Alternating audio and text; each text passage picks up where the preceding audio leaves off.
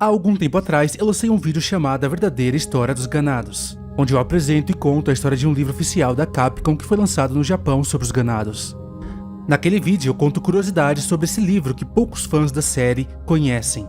Eu mesmo, em todo esse tempo fazendo vídeos de R4, nem sabia que esse livro existia. E naquele vídeo eu leio essa história traduzida em português para vocês. Porém, devido a isso, o vídeo ficou muito grande e eu não consegui dar as minhas considerações finais e análise dos textos ao final. E é por isso que estou fazendo este vídeo aqui, para a conclusão da história contada por Rodrigo Madrazo. Se você não sabe quem é, então eu recomendo que você assista o vídeo A Verdadeira História dos Ganados. Porque, como eu disse, eu vou analisar o texto que foi falado naquele vídeo. Então este é uma sequência direta. Eu também recomendo fortemente que você veja Crianças, a Teoria, que é a sequência do vídeo Ganados, a Origem. Porque todos esses conteúdos estão interligados um com o outro. Então, para entender o quadro geral da história dos Ganados, é necessário que você assista a todos. Então bora começar a análise e conclusão dos textos do livro chamado Biohazard 4 Incubate.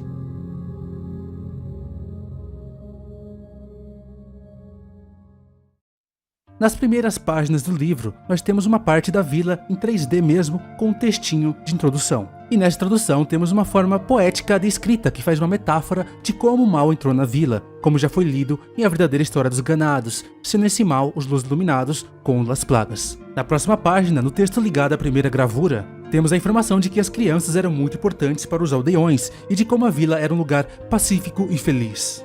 Apesar de que a forma como o narrador conta a história faz ela parecer irrealista, como se fosse um texto embelezado e poético que não condiz com a realidade. Exemplo, quem na vida real faria isso que ele falou?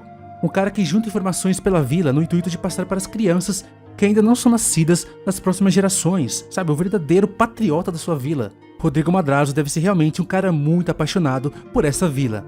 Ou então ele apenas escreveu isso de forma poética, ou realmente o cara que criou a história não estava muito aí para essa questão de realista ou não. E no texto agora da segunda imagem temos a informação sobre o cotidiano do trabalho das pessoas da vila. Quando o sino tocava, era hora de trabalhar no plantio, sendo provavelmente o sino da igreja que tocava todo dia a uma certa hora. E mais uma vez, no parágrafo final, é reforçado o amor que os aldeões tinham por suas crianças.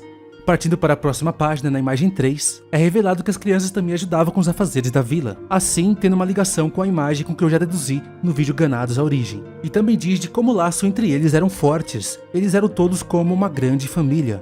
Agora nesse texto da quarta imagem é confirmado que ela se passa de tarde, porque como podemos ver, o relógio parece marcar 2h15 da tarde, como eu havia deduzido em Ganados, a Origem. E esse texto também diz que um dos amigos do narrador foi um dos primeiros aldeões que começaram a trabalhar nas minas do castelo, que como sabemos acabou causando a ressurreição dos Las Plagas. E nesse mesmo texto ele fez uma observação de que nessa casa as famílias valorizavam os talheres, mobílias e pratos bonitos, o que só me lembra da casa do Bitores, a única casa decente na vila. E também revela o texto que o próprio Madrazo havia feito um retrato da família, e que a família poderia dar esse retrato a seu filho quando ele crescesse. Talvez ele esteja falando desse mesmo desenho que estamos vendo agora, ao qual o próprio Rodrigo Madrazo desenhou. Virando a página mais uma vez, agora esse texto revela algo bem interessante da quinta imagem. Diz que os aldeões acreditavam em um conto passado de geração em geração, e esse conto dizia que o primeiro lorde do castelo combateu o paganismo neste lugar, ou seja, os antigos seguidores dos Los Iluminados de gerações há muito passadas. E foi esse mesmo lorde que selou Las Plagas nas profundezas do castelo, como as próprias notas do jogo já dizem. Mas não deixa de ser interessante saber como era a visão dos aldeões, pessoas comuns, sobre esse primeiro lorde, pois eles acreditam que a vila não existiria se tal ato não fosse feito por ele. Isso me leva a crer que os Los Iluminados antigamente queriam fazer exatamente o que Lord Cedar fez tempos depois com os aldeões, o que causou de fato a destruição da vila. Então o primeiro Lorde que selou as plagas impediu que isso acontecesse. É uma teoria bem plausível. E no final do texto, vemos o narrador dizer que o primeiro Lorde tinha um grande senso de justiça, mas que em relação ao Salazar, ele não pensava o mesmo. Agora o próximo texto da sexta imagem revela que a vila vendia seus frutos para as cidades vizinhas. Interessante saber como eles ganhavam dinheiro, etc. E todos trabalhavam unidos para isso, até as crianças ajudavam, como vemos na imagem. E mais uma vez o autor ressalta o quão elas são importantes para os aldeões. Esse dia era a véspera de um dia festivo na vila. E agora o texto da sétima imagem retrata como era esse dia festivo na vila, a celebração da colheita.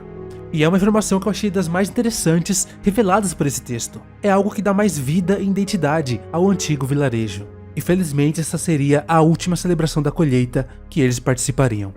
No final temos a informação que nesse dia Bitores não havia comparecido, e que provavelmente estaria com Saddler, talvez tramando tudo o que vier a acontecer logo depois.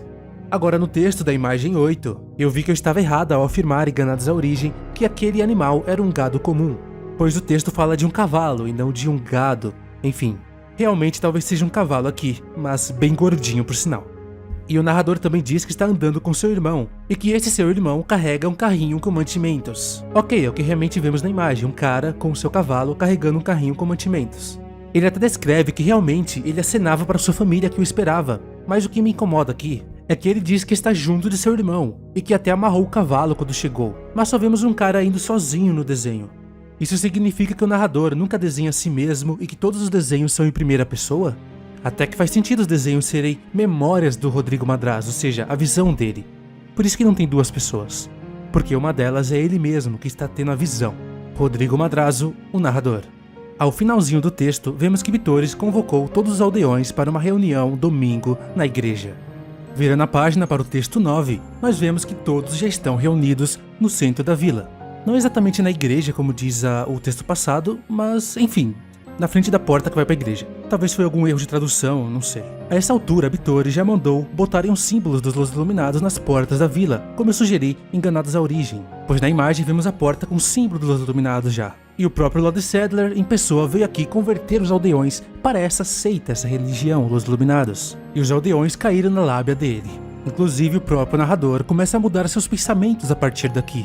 Até o ambiente das imagens muda, fica com fundo azul e diferente. Um ar mais sombrio, que fica ainda mais sombrio a cada página virada, representando a mudança que acontecera na vila, com a vinda dos Los Iluminados e das plagas. Agora, no texto da imagem 10, temos a confirmação do que eu havia interpretado em Ganados à Origem, de que essa imagem representa que todos os aldeões da vila foram infectados, que todos foram forçados a aceitar o seu novo sangue e se tornarem um só, a fim de serem salvos por si mesmo, como diz o texto. E supostamente a vítima desenhada sentada na cadeira é irmão de Rodrigo Madrazo. Agora, quem será que é o doutor que está com a seringa na mão? Seria ele o responsável por fazer essa salvação de si mesmos dos ganados? Talvez o tornando um doutor salvador? Recomendo que veja o vídeo Doutor Salvador à Origem para essa resposta. No final desse texto, vemos que o próprio narrador mudou seus pensamentos em relação ao primeiro Lorde do castelo, agora o considerando o vilão e Salazar um herói. Veja como ele mudou a sua visão sobre a vila, sobre tudo, se convertendo facilmente aos Los Iluminados e aceitando em si mesmo a plaga. E virando a página para o texto da imagem 11, onde uma das crianças morre de dor inesperadamente, vemos que a criança morta é a própria filha do narrador e que ele fica desesperado por isso. E o texto revela que os sintomas da plaga começaram a surgir nele a partir desse momento. E continuando para o texto 12, ele confirma que todas as crianças morreram por receberem Las Plagas. Não só todos os adultos foram forçados, como também todas as crianças foram forçadas a receber aquele maldito parasita. E apenas interpretando as imagens, puramente as imagens enganadas à origem, eu já havia chegado a essa conclusão, que as crianças morreram por causa da plaga. E essa foi uma das bases para a minha teoria das crianças, que eu fiz no vídeo Crianças, a Teoria. Se você não viu, vale a pena ver. É uma teoria que irá te surpreender. E na verdade o texto cobre um ponto falho da minha teoria. Ele deixa a minha teoria mais forte ainda, que é a informação que as crianças morreram pouco tempo depois de receber a injeção, já no incubate da coisa, no chocar do ovo. Pois primeiro o ovo se choca e leva um tempo para que a plaga comece a controlar o organismo. E isso acontece com o próprio Leon. Ele recebeu a plaga, o ovo chocou e a plaga começou a crescer, mas ela não chegou a tomar controle sobre ele. E nas crianças apenas o chocar do ovo e a tentativa da plaga de se instaurar no sistema as matou. Por isso nós vemos todos os adultos ainda lúcidos enquanto as crianças morreram. Eles ainda sentiriam a dor imensa da perda de suas queridas crianças. E durante esse curto período que eles não estavam sendo controlados ainda, eles as enterraram, como diz a minha teoria. Para mais detalhes, vá lá assistir. Eu explico tudo direitinho nos mínimos detalhes. E agora, virando a página, temos o último texto com a última gravura, que é bem pequeno, onde vemos que Bitores Mendes ordenou que todos os ganados matassem todos os intrusos da vila. A esse ponto, a plaga já tinha tomado conta até dos adultos. E a partir daqui, já era tarde demais para todos. Estavam sendo controlados cegamente por Saddler e Bitores, inclusive o próprio narrador, que claramente se tornou um dos ganados, que simplesmente obedecia cegamente a ordem do Bitores com a sua plaga mestre. E aqui está o motivo para que os ganados matem todos os forasteiros que apareçam na vila. E parando para pensar, o Bitores deu essa ordem falando que Saddler estava em perigo, mas perigo de quem? Será que o Leon já chegou na vila? Ou simplesmente eles não queriam que essa história das plagas vazassem e todos que chegavam na vila tinham que morrer? Não sei, realmente não dá para saber. E aqui, meus amigos, terminamos a análise dessa história, talvez um pouco controversa e bastante superficial às vezes. Mas não deixa de ser interessante, é uma história vista pela visão de um dos aldeões que se tornou um dos ganados. Apesar dela ter pontos interessantes, eu achei que ela parece muito com uma fanfic às vezes, sabe? Coisas que às vezes não fazem muito sentido analisando as imagens como um todo. A primeira vez que eu li, eu senti como se fosse um fã que tivesse analisado as imagens e criado essa história por cima das imagens, sabe? Mas depois relendo, deu pra engolir ela mais um pouco, porque ela não atrapalha muitas outras coisas que eu tive, outras interpretações, como as dos gêmeos, que eu falo na teoria, e etc. E essas imagens que estão rolando na tela, galera, elas são as outras páginas do Incubate depois que acaba a história. Bem legal, né? Uns posters do Krauser, da Ada, do Saddler, etc. E nós percebemos que o principal intuito desse texto é explicar por que não tem crianças na vila. Porque de resto meio que a gente já sabia, né? Dos ganados, etc. Agora das crianças estavam sem respostas, apesar de eu ter chegado na resposta só analisando as imagens. Pois o texto faz questão de diversas vezes enaltecer o amor que os aldeões tinham pelas crianças. Você percebeu isso? O que é coerente com as imagens, que quase todas têm uma criança. E olha só a última scan da última página, da parte onde fica o DVD. Essa parte mostra exatamente o cemitério, que talvez seja onde as crianças estão enterradas, que eu explico no vídeo Crianças a Teoria. Este vídeo vai ficando por aqui. Muito obrigado a todos que assistiram, peço que vocês deem o seu like e compartilhem. Isso é muito importante para que eu continue a fazer vídeos dessa qualidade. E ative o sininho das notificações para receber os próximos vídeos. Ainda tem muita teoria e histórias para serem ditas. E você, o que achou dessa história? Tem alguma teoria a respeito? Deixe aqui nos comentários. Vamos mover a comunidade.